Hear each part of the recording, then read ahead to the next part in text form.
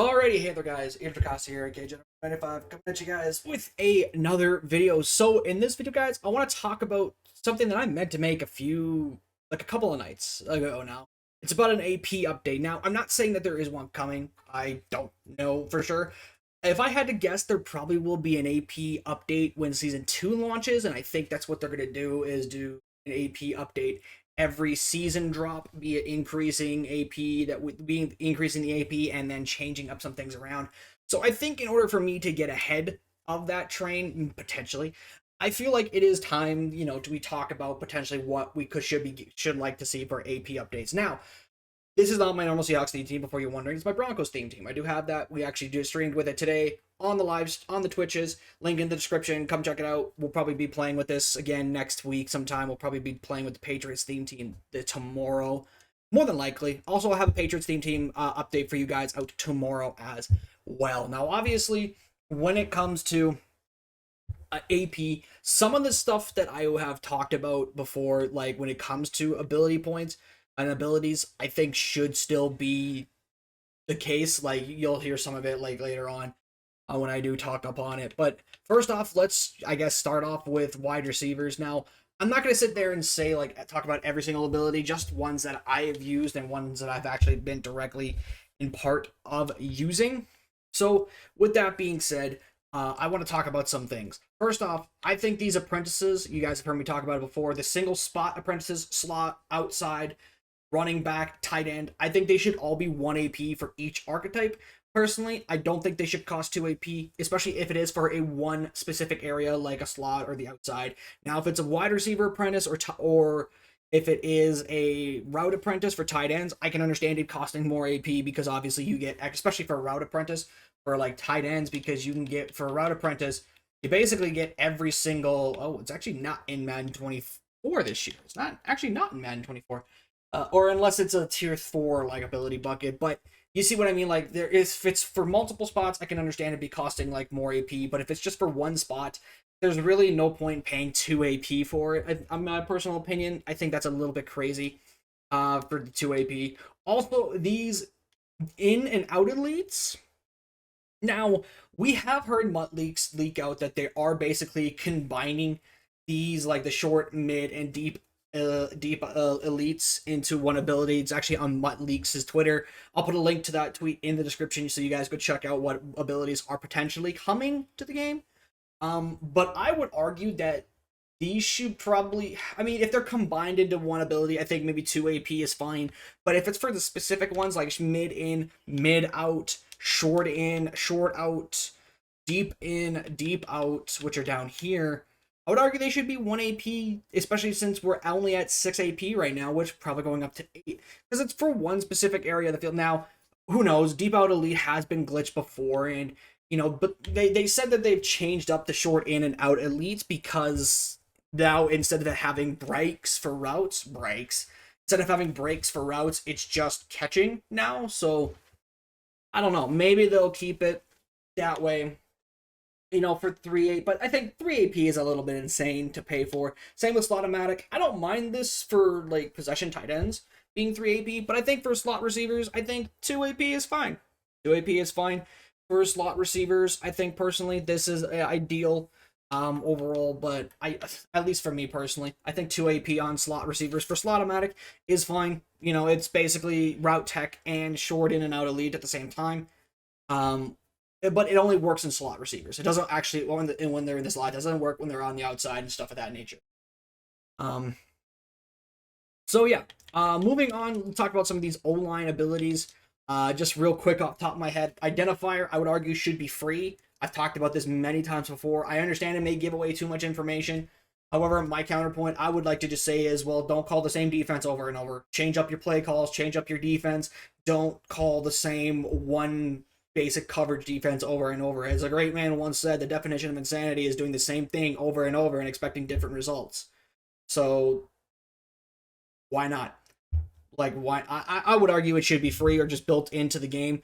But 1 AP I think is a reasonable cost. I think the cheapest identifier right now is 3 AP, which is stupid crazy just to see your opponent's user. That is stupid crazy.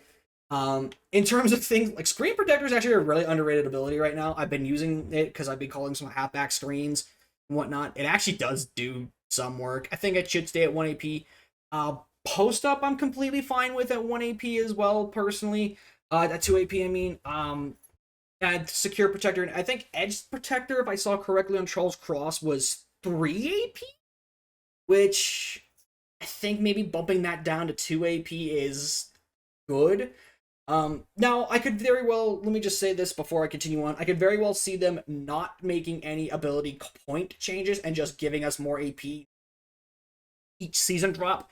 Because they heard the complaining from a lot of people that there's too many abilities on the field and they want less abilities on the field. And while I do think that's neither here nor there, I can understand why people would say that, and I would agree for the most part that there were, well, especially last year with so many people getting so many free abilities.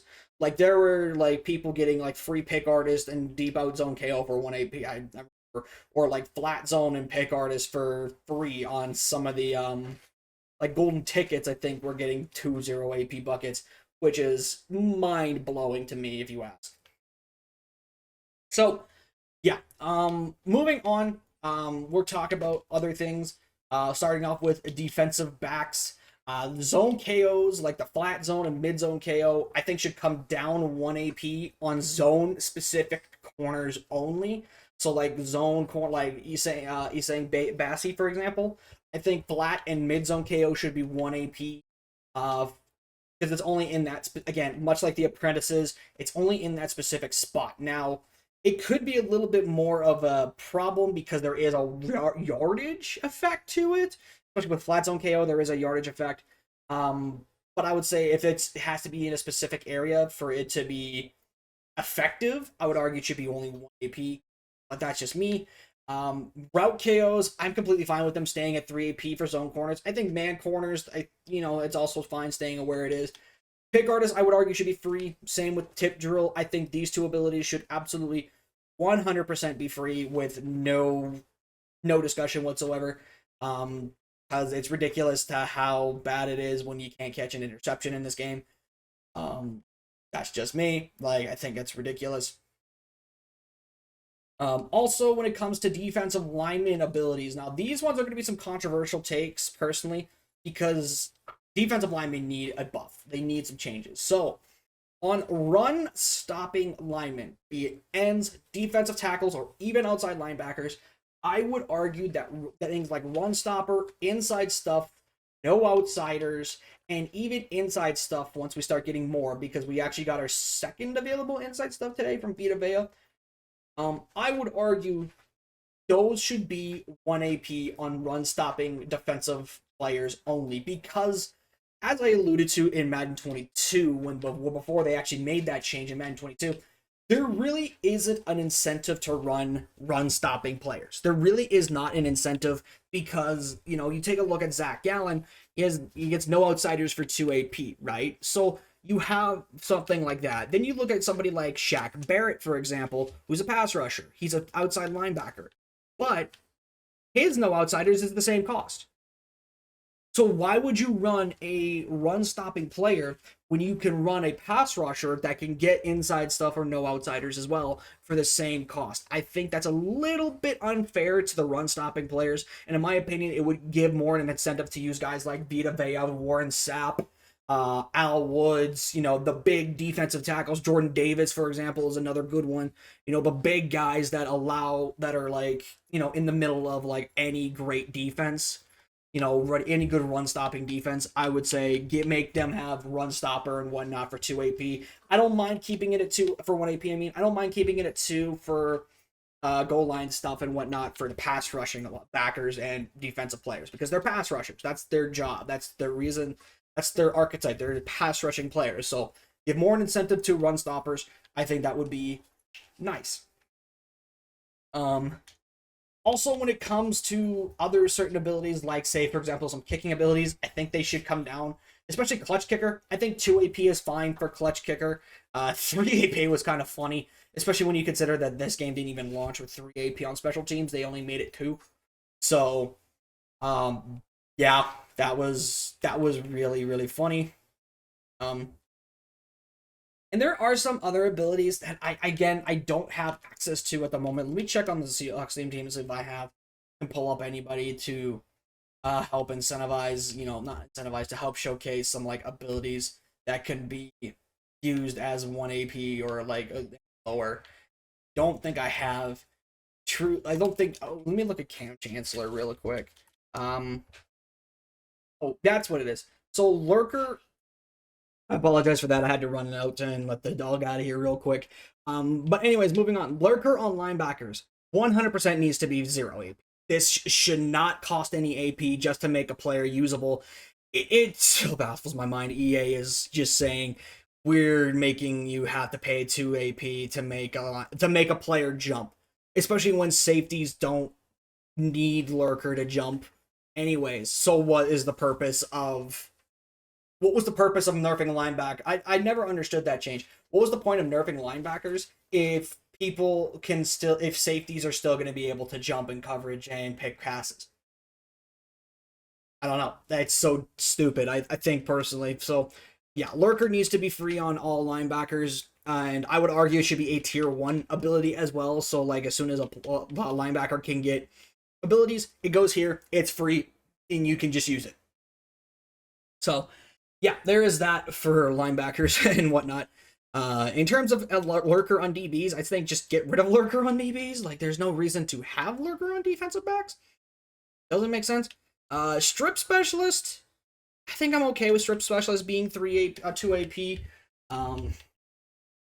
In terms of other abilities, Deep End Zone KO literally. Yeah, I think for those abilities, those are the only ones I could really think of at the moment that I would argue need to be up, down, or kept at the same. Mainly down, because I didn't think I talked about anything going up in AP. But let me know in the comments. Do you agree or disagree with anything I've said?